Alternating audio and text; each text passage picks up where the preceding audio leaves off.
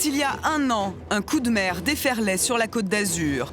Une mer particulièrement haute, des vagues impressionnantes qui s'abattent sur les routes. Ces événements météo sont assez rares et sont liés à une tempête bien au large. Ces fortes vagues sont générées par des vents très forts qui se produisent généralement très au large de nos côtes. Dû à une forte tempête, une dépression qui est très au sud. Et ces vents qui sont forts et qui soufflent dans la même direction pendant plusieurs heures, en fait, lèvent des vagues, une houle qui ensuite se propage jusqu'à nos côtes.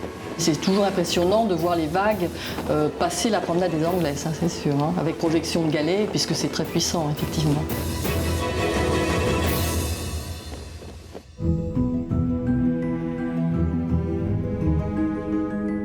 Ce coup de mer, nous le revivons au travers du regard du photographe Bruno Bébert. J'ai commencé à faire mes premières photos comme ça parce que le Negresco c'est quand même assez significatif de Nice et de la Côte d'Azur.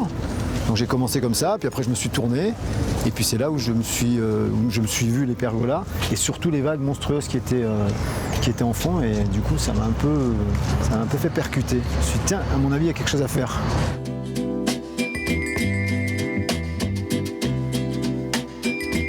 C'était un peu, à la limite, presque surréaliste parce qu'en fait, il y avait la mer qui claquait de partout et bizarrement, il n'y avait pas de vent. Et ça m'a surpris. Au moment où j'ai commencé à faire mes photos, ils n'avaient pas encore fermé ni la route, ni l'accès aux piétons. Et il y avait des gens qui venaient, des curieux, notamment une dame assez âgée qui a pris à mon avis beaucoup de risques parce que moi sur ma photo, elle est carrément à côté de la vague, à quelques mètres du bord. Et je veux dire, dans ce genre de choses, on ne sait pas ce qui peut se passer.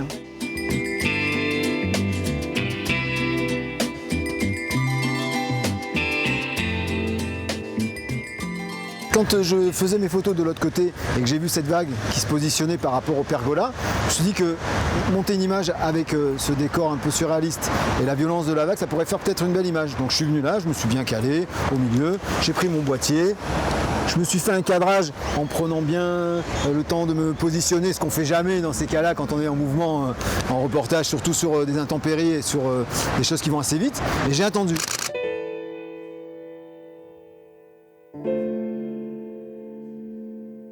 Il y avait des mouvements bizarres de la mer, il y avait des vagues qui éclataient. Et puis là, il y a un rouleau qui s'est fait, tout calme, mais vraiment perpendiculaire à l'horizon. Et d'un coup, c'est monté. Alors là, ça a été un truc...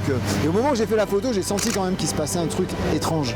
La vague, en fait, elle est montée hyper haute par rapport au cadre. Et en fait, après, elle est venue doucement se poser sous le banc. En fait, j'avais de l'eau sous mes pieds et j'ai pas été à aucun moment éclaboussé.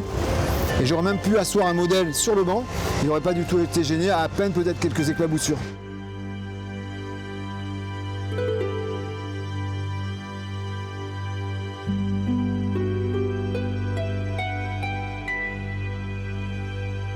Quand j'ai terminé la séquence et que j'ai revisionné derrière le boîtier pour voir ça, j'ai senti quand même que c'était un peu différent et que j'avais fait une bonne photo. C'était très très noir et au fond, c'était quand même très clair. C'est ça qui était étrange. Il y avait des nuages blancs au milieu de nuages gris, il y avait des contrastes assez intéressants. L'écume figée comme ça par l'image donne une impression de branchage enneigé. Il y a surtout ce paradoxe entre ce cadrage bien calé et les déchaînements de la nature, parce qu'on est quand même dans une tempête. Ce coin de la promenade des Anglais est devenu fétiche pour Bruno Bébert. Il est revenu ici chaque mois depuis cet événement pour ajouter un cliché à sa collection.